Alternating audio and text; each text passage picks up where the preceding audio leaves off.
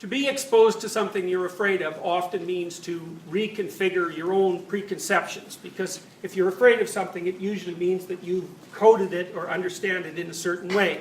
And so that when you encounter it, not only do you have to learn something new, but you also have to let go of your old presuppositions. Maybe that's what you do, for example, if you overcome some kind of prejudice that you might have to people or things or places, because you don't approach the object that you're afraid of in a conceptual vacuum. You have presuppositions. And what that also implies is that when you're learning, even when you're learning incrementally, there's a process of letting go and a process of building. So when you learn something new, you have to let go of an old presupposition of some sort. And those presuppositions are alive because they're part of you.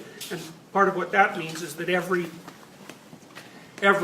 element of learning in the face of something novel is often also an undoing of previous learning. And that's partly why the motif of death and rebirth is such a powerful one throughout human history. It's a primary motive of human, what would you call it? Of the human story. It's certainly of human mythology. And the experiences that people have in psychotherapy are often similar to death and rebirth experiences, in part because they come in damaged and fragmented and hurt, and often have to encounter even more of the material that caused them trouble to begin with. But the consequence of that is that they can shake the structures that are inhibiting their further development, even though that might cause some pain, and then hopefully they can come back alive.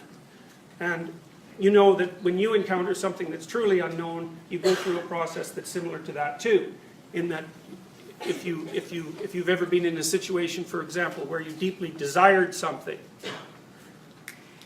but you failed to get it for one reason or another, there's a tremendous amount of pain associated with that. That could be a person or a goal or a dream or something like that.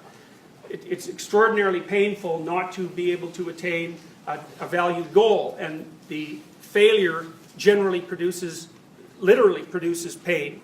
It's cognitive pain, but many of the same pathways are involved. And when you have to give up something that you value, you're giving up a part of yourself, the part of yourself that's predicated on that vision.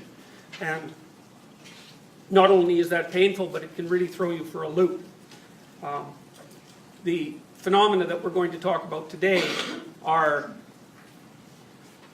representations of that process, as well as attempts to experiment with it, because people have known for a very, very long time that there was something about partial death and rebirth that was also akin to the revivification of the human spirit, and that's knowledge that human beings have had for, we really don't know how long. It's certainly tens of thousands of years, and it might be longer than that.